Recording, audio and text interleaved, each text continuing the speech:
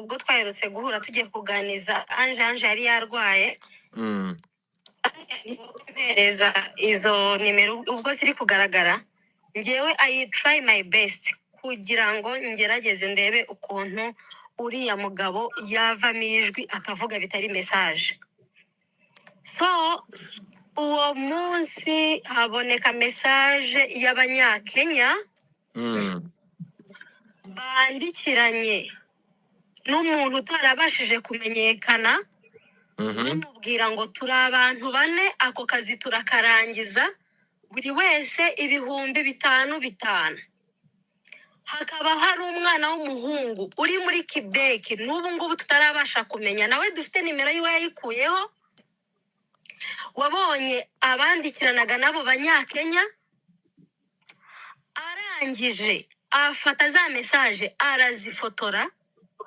amaze kuzifotora azoherereza umuntu mwumvishe uri kuvugana n'uriya mugabo wo muri Canada aramubwira ati ibi bintu biri seriye hano aba batipe bari gupanga amaze gupanga yuko mwiza iri joro agomba kwicwa n'uriya muhungu bita Ineza.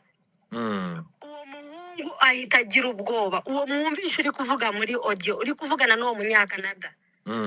abona ntiyabyihererana ahamagara undi mugabo uri muri entertainment y'Abanyamurenge witwa Gaston Terezia wa Yesu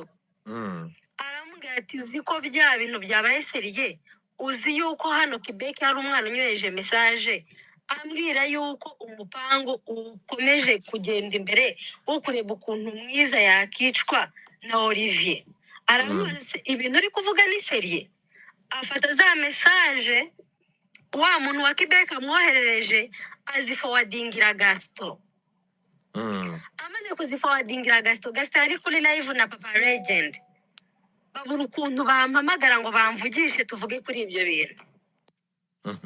Following day umuhungu uri muri audio Papa Gaston turavuga wacu bitatu kuko dukoye ukuntu uyu mugabo nyiri nimero yawe ugatumba kari umupango izo message za Quebec